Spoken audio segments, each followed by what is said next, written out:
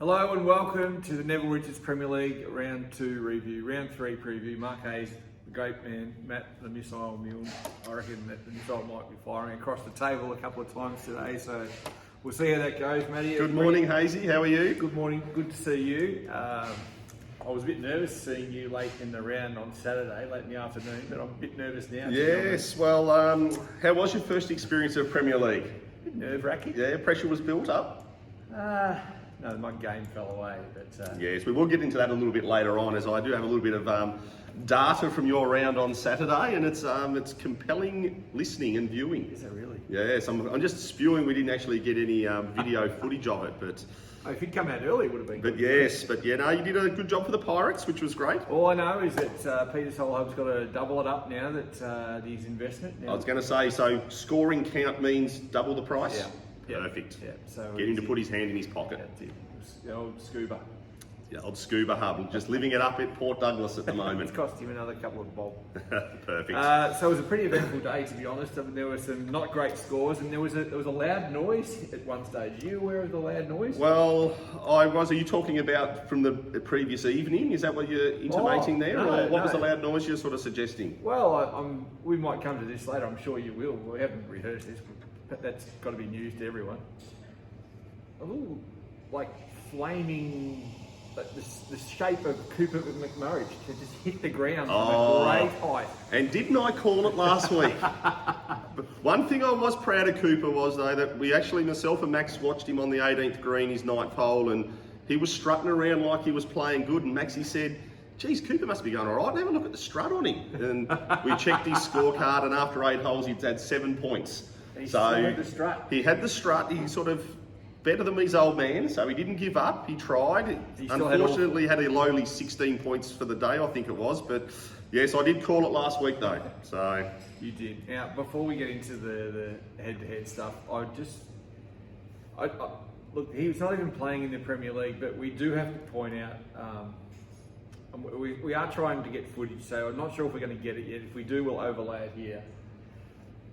There was a near disaster here on Friday night involving one of your employees.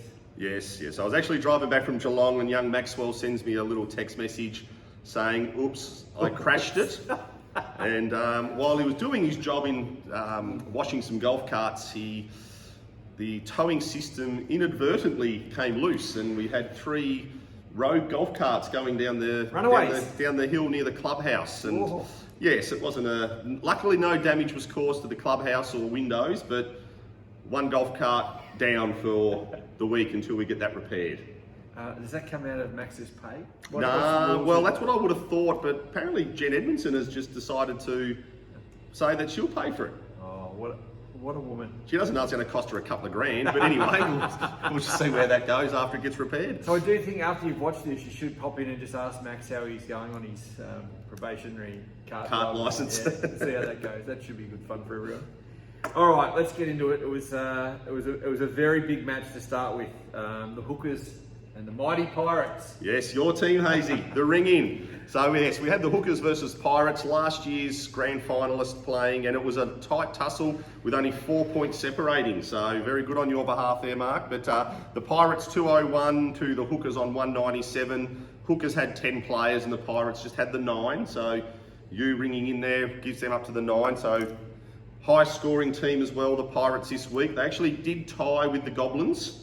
But yeah, it was a tie on 201, but this year we're going to the best individual score for the team to sort of unlock the deadlock there. And Yvette Pollock, she had 40 for the Pirates, while Pete O'Neill had 38 for the Goblins, so the 40 points. Yeah, so the Pirates get the Callaway golf balls this week. Now, Yvette was the player of the week in her division of pennant on Friday, and I saw her practicing here on Thursday, so she's in She was. She came in with some solid golf. I actually got a little bit of info there on her round there, which we'll get to shortly. But for the Hookers, we had Chris Dodds on 37, Soupy Collins 33, Dan Hopgood, the ever consistent 33, Ian Francis 32, and then Robbie Moorcroft and Stewie Anderson on 31. While the Pirates, as we mentioned, Yvette Pollock on 40, the Jay McGrath had 35, Prime Time Toby 32, Darren Eaton 32, and then some 31s counted for the Pirates, which was M. Hayes, Johnny Powell and Joy Francis. So It was a solid win with a vet to start. You realise that she had 40 points, and in that she had 5 ones and a wipe No. in Wow. 40 points. Event. And that was mixed with 2 4-pointers and 7 3-pointers. Oh, wow. So That's some serious golf. could have been anything there. And we actually might go to you, Mark. You look like you were going to give the Pirates a massive percentage boost, where you were 17 points after 7 holes, playing the back 9 first, then had a little wipe on 17 and a 1-pointer on 18. And then you decided to finish with 3 points in the last 6 holes, which included 3 wipes. Percentage boost gone. Well, my mission for the day was to get some cash out of Scuba Hub. You did it. Score counted, so you've got double the price there. Oh, no, the wheels completely fell off, Matty. I had it on a string, the string broke, I couldn't find it. Yeah, well, that happens to the best of us. It even happened to Soupy Collins for the hookers. He did the same as you, mate. He was 21 after 9, Ooh. and then decided to have 12 for the front 9, and he finished with a wipe, 2-1 wipe in the last 4 holes on the front 9 there. So Very familiar. I did have one bit of information come through to me. I received Sunday morning, 7 a.m. via text, Must be important. and it was anonymous, and it was like, and I quote, "What is the point of having Mark Hayes in our team if he's going to dish that up? That rubbish. We have higher standards than that in the Pirates." Really? So the Pirates looks like they're still continuing on with their me approach, which worked last year. But yeah, how does that make you feel? Oh, well, I'll contemplate how it makes me feel when I pick up my my winnings, my Callaway winnings down in the clubhouse. Yeah, Best well, you team can score. My counting score. I don't know. Yeah. I'll probably pull through, I reckon. Well, I'm just wondering if the person who made that comment is actually in a scoring person this week. I'm not sure. It came through via a different team member to the Pirates, but he was talking to a Pirates member and he didn't want to divulge the information, so I'm not 100% sure. But yeah, it was a great win by the Pirates though. They've sort of got their season back on track to go to second on the ladder now. Yes. With 1 win and a draw. Yeah, well, now go the Pirates. Now forget it after that. I'm out. I'm out of the Pirates. You are. Yeah, that's it. As soon as I pick up my balls, I'm done with the Pirates. Infighting, no good. The second match, Matty, that we decided on the weekend was the Tornadoes and the Goblins. I know that there are some players within the Tornadoes, returning players who shall remain nameless, who are a bit nervous about the Tornadoes this year, and maybe with good reason. Yes, well, the Goblins copped a bit of a rocket last week from me. They were saying I was a bit concerned about them, and a couple of team members challenged me on that. They said, what, after 1 game you're writing us off? But they had a fantastic win, 201 to 173. Tornadoes had 9 players, while the Goblins had 12, the full complement. For the Tornadoes, Dale Pollock 33, James Finch 32. The Sword, Sean Ward had 27, Collies Bell 27, Bernie Reid 27, and Stewie Madden on the same score. Very difficult to win when you've only got 2 guys in the low 30s in your scores. While the Goblins were starred with Peter O'Neill 38, Josh Kent 34, and also Pat Peacock, another solid contribution with 34. Going well, Pat. Barry Benson 33. Steve Evans returned to a little bit of form after his pitiful performance last week. He had 32. While 30 points counted for the Goblins, and that sort of included Ian Burrell, Rick Edmondson, Trev Thompson, and Judy Said. But Rick Edmondson, what? yeah, he scored this week for a change. No. Yeah, 30 points. I saw him out on the course. He looked despondent, dishevelled, Oh, bedraggled. Well, that would have been because they were hanging shit on him as they were playing. He was playing against Stewie Madden in the same group. Yeah. So I reckon Stewie would have been into his ear very, very quickly on that side of it. But the Tornadoes totally outclassed. It was a new look team. We had some big inclusions there with Dale Pollock and James Finch in there, but they just went back to their inept performances that they had last year. An example would be Dale Pollock, who's the gun, the guru. Yeah. He was 18 points after 7 holes, played the back 9 again, similar to you, wiped 17 like you, finished with 20, come into the pro shop, bought a pie, said, I'm hitting it good, I'm playing good, and then from the first hole, then proceeded to go 1 point, 1 point, 2 point, 1 point wipe. Got ahead of himself big time, and that was probably the story of the day for the Tornadoes. Yeah. There's some disturbing scores there, to be fair. Yeah, pretty poor, considering the weather was so good. Yeah, it's not going to get any better than that. So we're back with the Bullies and the Crusaders, the third match that was decided on the weekend, Matty. Yes, and I think I've got a new nickname too, Nostradamus. Yeah, well, I said the Bullies would take the Crusaders down, and the Crusaders were vulnerable, and it happened. It's true. It's amazing. So we had 11 v 11, which was good. So the Crusaders, they only finished on 193, while the Bullies were 198. Ooh. So for the Bullies, Jen Edmondson was out early. She had 37. Pete Vogel, Phil Stevens and Rossi Gibb had 33, while Johnny Wooten 32 and Richard West 30. They were their scorers for the Bullies. It was actually Phil Stevens' birthday on Saturday. Happy birthday, Philby. You're looking all right for 57.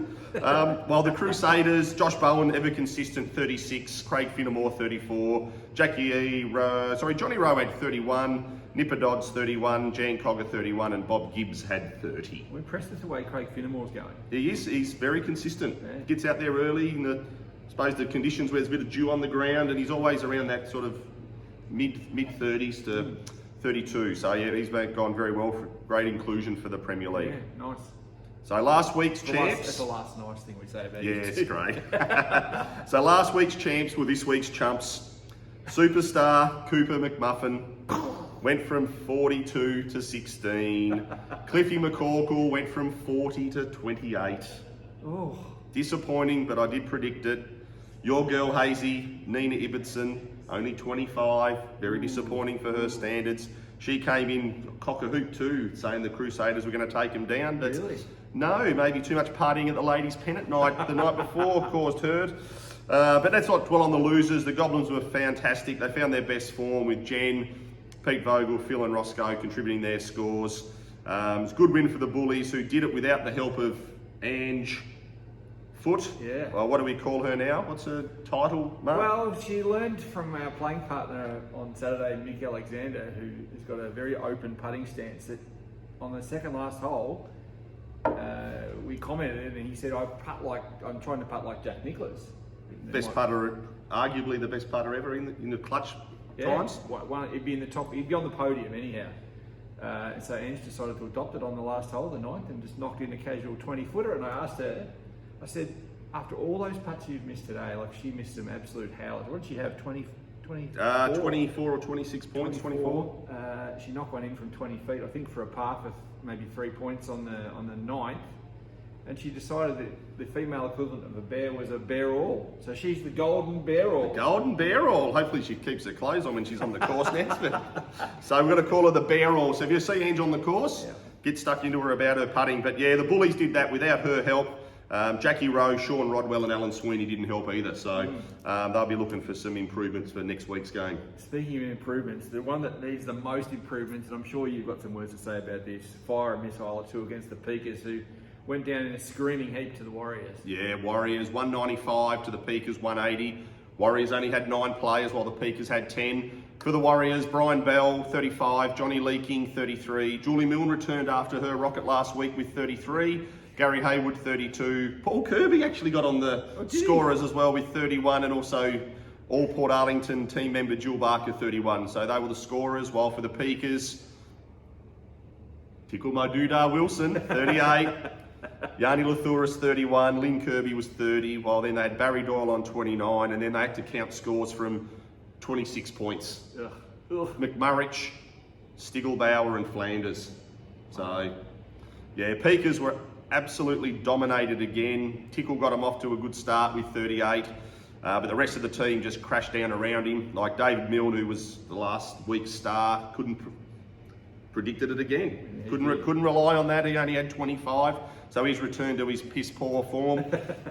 Even Flanders score counted. That shows how bad the Peakers were. Wow. But the Warriors' winning score was the lowest of all our winning teams, but they just had a consistent across the board there. They had 6 consistent scorers. Johnny Leading was under a bit of an injury cloud, cut his finger at work, so it was a bit sore before going out. Blood was coming through the Band-Aid, but he soldiered on. And I actually did hear you had a interaction with a Warrior player on Saturday. Yeah, well, linked up the leaking aspect of this. I didn't really give him much hope of getting up and down from almost in the trees on the side of the 16th tee to the 15th green, playing over the bunker, and he sort of said, I'll get up and down, I'll get up and down. And you were very dismissive of that, I would assume. No would chance. Give a bit of sledge, yeah? No chance from there. Gave it to him, walked up the fairway, the 16th, and I watched his shot, and it was sort of, not great, but it did manage to hang on the back of it. Got a bad short game. You would have knifed it, wouldn't he? Well, it was a semi-knife. It was Right, a bread and butter knife, maybe. It wasn't the full sort of sharp blade, but Right. it wasn't flash. Then about 200 metres off the tee, I hear, hey, they'll stick that up, Hazy. Let's give him a run. They give you that, the Hazy, did they? A bit of that stuff. Oh, And he good. knocked in the putt from about half a mile for a four. Oh, so that's perfect. I told him I would, eat my words and apologise and admire his short game. So here you go, Johnny. Well done, mate. Well done, Johnny. First thing you've done in 5 years of golf. Well done. But yeah, that was the end of the games on Saturday. It was a couple of upsets there, but it's ladder starting to take shape there, Hazy. It is. We'll have a quick look at it. And the Warriors, Matty, they've already kicked half a game clear, which is unusual so early in the season. But the Peakers, I've got a real watch on the Peakers. You don't want to, there's 12 rounds to go. They can finish 12-2. But right now, it's the percentage. It's very indicative of what's going on. Yep. Trouble. And big game this week too. Is it a big Massive game? Is it really? Yes, we'll get straight into that. Why not? Let's go. Peakers last on the ladder versus the Tornadoes second last. Oh. The cellar dwellers are matching up already. Wow, yeah. In round 3. So the two of the lowest scoring teams, they both need some strong leadership and heart, particularly from their so-called A-graders in the teams. Pollock and Wooten for the Tornadoes, who were supposed to be the saviours, while also Yarney and McMurrich, that's Lee, they both need to lift there. Tornadoes were just plain awful last week with Pollock and obviously James Finch in the 30s. Next best was 27 for their scorers. While Darren Wilson seems to be consistent for the Peakers there. But yeah, it's going to be an interesting game. They need, and it's probably not fair to individualise players, but I think for these teams, they both need to. All players need to lift. all of them. But I'm going to name one. Ian Havachat Flanders. He's had 31 and 26. If he focused more on his golf rather than going onto other people's fairways and talking, or getting to the first tee, which is his 9th hole, and having his wild turkey honey and stuff that he has, maybe concentrate on your golf, and you might reach 36 points, Ian. He was into me when he finished his round on Saturday before I teed off late. Oh, yeah. He was into me. I thought, geez, he must have had 38, 40, Yeah, he's even good. 42 He's points. good to get into it, but he doesn't like it when he receives it. So that's why I'm going to put him on the block this week. Bragging rights in the household for the Doreen Ivis Ken Ladder House opposition teams this week, and also the Kerry brothers, Mike and Alan, opposition teams. So yeah, it's going to be an interesting game, this one. And yes, if whoever loses is going to be on the bottom. Yeah, clearly. And if it's the Peakers, they're going to be trailed well off. Yeah. David Milne, I just want you to keep your hands off the dots. I think you'll know what that means. Yes, there was some dots missing from Friday night. We won't go any further on that, Mark. Especially not for You're you. talking about my mother there. So the next match, Matty, we've got to decide is the Back Paddock Bullies and the 20 Acre Warriors, who have kicked clear on top of the ladder. They have. So Warriors first and the Bullies are 6th. Warriors undefeated, top of the ladder. And they're playing last week's Giant Killers, the Bullies. There's actually only 3 points difference in their scores counting last week. So it's going to be a tight one. If the Bullies to win, they're going to need some scoring improvement from Mrs. Bearall. Also Jackie Rowe, but in particularly Sean Rodwell and Alan Sweeney. Last 2 weeks, I suppose you would say one of the better players in the teams. Sean Rodwell's had 29 and 28, while Alan Sweeney's only had 2 lots of 26. Really? And for Sweens, that's pretty poor. So the Warriors have had an even spread through their scorings for the first 2 rounds. But saying that, the Warriors would be hoping that Tim Benn and Matt Miles can probably do some improvement there. Skeeter and Pete DeFazio in round 1 were great. Last week they were poor. We only had 24 and 26 last week. So maybe Pete's age is catching up with him a bit. What, in 1 week? Yeah. Oh, well, when she's at 99, it's... But yes, they were probably disappointing last week after their great round in week 1. which brings us to a big match between the Hookers and the Crusaders. Yes, Hookers 4th on the ladder, Crusaders sitting 3rd, so real chance to embed themselves in the top 4 there. Both teams obviously coming off some hard losses. Crusaders were really disappointing last week. They will be looking for some efforts of increase, the Hookers in particular, from Bill Adams, our captain Angela Royal. She's been so up and about with Premier League, and what she's put in has been poor. That was very measured from you. And Chris James, last year's piss poor team captain, 12 months on, plays great on a Thursday and Tuesday. Saturdays, he's just awful. 20 points in round 1, 17 on Saturday. In a perfect day. Has he been wearing the shirt? Well, no, I think I've actually seen it on him. So maybe he needs to get that. It might be the... Own it, Chris. Own it. He might need to have a bit of that there. Captain of the team, you need to own it, wear it, be proud. Yeah, so I'm hoping that he can at least get into the mid-20s. Probably won't count, but at least it might lift his team. While the Crusaders will need Bob Thompson, your girl Nina Ibbotson, and Stan Maskell. Stan was one of our big performers last year. He's been a little bit off. Bobby Thompson's, he hasn't put much forward, and Nina hasn't either. So just wondering if the Max from the Crusaders will lift. McMurrich and McCorkle, the MC Hammett crew, whether they can pick up from their round 1 heroics. Up and down like the Assyrian Empire, those two. So we'll see how that goes. Yes, but a big chance for both teams to sort of position themselves in the first couple on the ladder. True. Now there's another very big match, and I'm over the Pirates now. They've done their history to me, but I am now a Goblin. Yes, Goblins and Pirates. So you are replacing Ian Burrell this week from the Goblins. He secured your services a couple of weeks ago. He has. Same deal of score counts, double the price for Phoebe Bellarine. Correct. All money to Phoebe Bellarine. Good. That's very good. So Pirates sitting 2nd on the ladder, Goblins 5th, but massive win for the Goblins last week. Both teams returned to form with solid wins, and they actually both scored 201. And last year the Goblins were our highest scoring team for the season, so they have got the firepower there to launch on the Pirates, but the Pirates will welcome back Scuba Hub. He's been on his little sabbatical up to Port Douglas, and I believe our whipping boy last year, Brian King, will be back as well. Oh, really? Yes. Well, this should be good for fodder, if nothing. Yeah, well, Brian will be good for 19 points because he probably hasn't played golf for 3 weeks, so he won't even count his score. But the Goblins have the settled side, except you're going to slide in there. I am a little bit concerned about a couple of Goblins who are going along for the ride, and we have a prime candidate for the PPP team so early, and that would be Ryan Reynolds. The Sheik. I get a text message mid-round from one of his playing partners saying he's a lock for the team. For the PPP team? Lock after round 2. He was a big name inclusion, and he's given a whimper. First round 29, last week 21.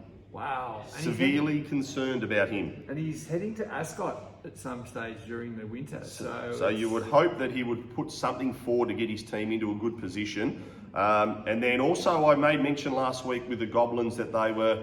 Maybe the inclusion of Ian Woodhouse for round 2 would really spark him up and get him into form. Well, he did play, but he was disgraceful. I think he had 20 points. 20. So, Ian, if you put in an effort like that this week, it's going to be hard. And same with Ryan. If you both do that, it's going to be very difficult for the Goblins to win, but you do have the services of M. Hayes. So whether he'll be able to replicate his performance from last week, I'm not sure. Well, hopefully they can replicate 1-9, that's all I can say. Yeah, well, at least you need to make your score count because we need to double that donation to Feed Me Bellarine. True. So that's just about it. Have any more you want to unload on? No, not yet. We haven't got enough data or information at the moment, but if you do have any little... It's building pretty quickly. It is, yeah. If you see anything on the course with any of your participants or teammates that you want to share with myself or Hazy, feel free to pass it along and we'll be happy to call them out. A couple of photos and videos from someone who's hit it somewhere crazy would be... yeah, it's always adds a bit of fun and a bit of content for us on our weekly video. All right, guys, that's it. Round 2 in the books, round 3 coming up. Thank you very much to Neville Richards, chief sponsor, and of course to Callaway, If you're a lucky member of the Mighty Pirates, come down to the pro shop and pick up your winnings for the best score of the round. And did you say there was a prize for our Travis Matthew prize? Yes, and that goes to Yvette Pollock. Well done. She, with her 40 points, it could have been probably 48 looking at her scorecard, but yeah, 40 points. She's the one who takes home the Travis Matthews shirt. Well done, Yvette. Well done to the Pirates, and thank you to Peter Scuba Hub for the double donation. That's all for us. So do you take 200 cash for that to give to Bellarine? He can't pay by card or anything, can he? No, He's got to get cash to it. So 200 when you get back, Pete, to Hazy, and we'll donate that to Feed Me Bellarine. See you guys.